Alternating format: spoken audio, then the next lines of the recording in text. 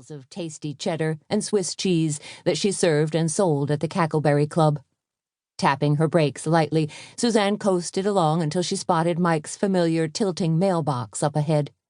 This behemoth of dented metal was surrounded by a tangle of bright red bittersweet and sat beside a hand-painted sign that read Cloverdale Farm, farm fresh milk and cheese. Suzanne turned into the driveway and crunched her way down a narrow gravel road. A quarter of a mile later, her car rolled to a stop in Mike's farmyard.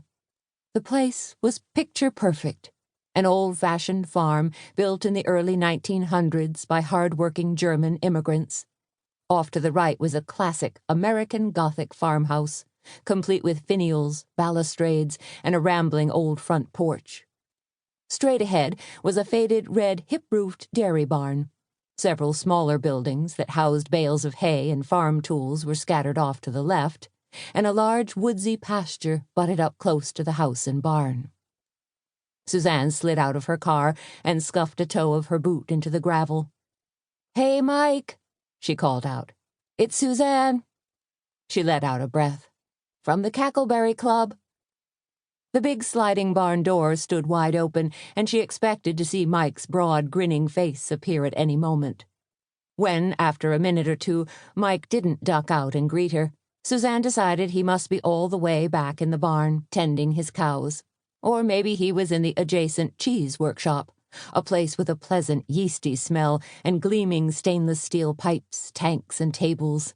The place where all the cheese magic happened. "No problem," Suzanne said, striking out for the barn.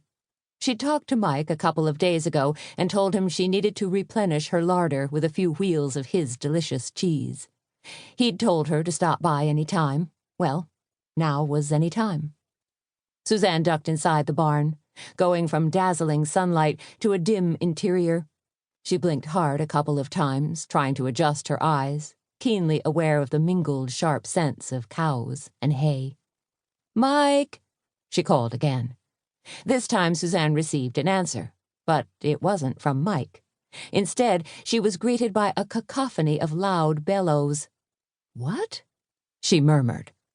A few steps down the center aisle, and Suzanne was confronted by the urgent, upturned faces of 4 dozen cows bawling unhappily at her.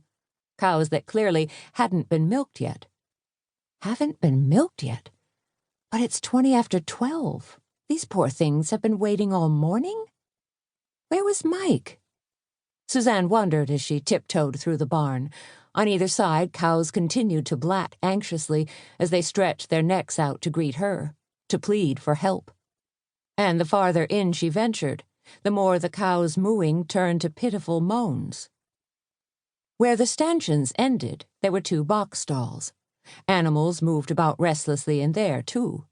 Horses that tossed their heads and banged their hooves hard against the wooden walls. What was going on? "Mike!" Suzanne called out, trying to keep a slight quaver out of her voice. "Are you back here?" She hesitated and peered into the dimness ahead of her, where dust motes twirled lazily and worn leather halters and bridles hung on wooden pegs. Then she added, "Are you okay?" Moving toward the wooden door that led into the cheese workshop, Suzanne felt a prickle of unease. The hairs on the back of her neck were starting to stand up straight. Really? Now why was that? Then her heart did a little thump-bump inside her chest, and her breathing became a little more rapid. Had something happened to Mike? Or was she simply overreacting to the agitation of the cows? Suzanne tamped down her fears and rapped her knuckles sharply against the white wooden door of the cheese workshop. "Mike, are you in there?" No answer. Gathering up her nerve, Suzanne put a hand flat against the door and gave it a shove. Instead of swinging open on its hinges, the door creaked open a couple of inches and stopped. Frowning, she pushed again, this time with a little more force. No way. Something seemed to be blocking it.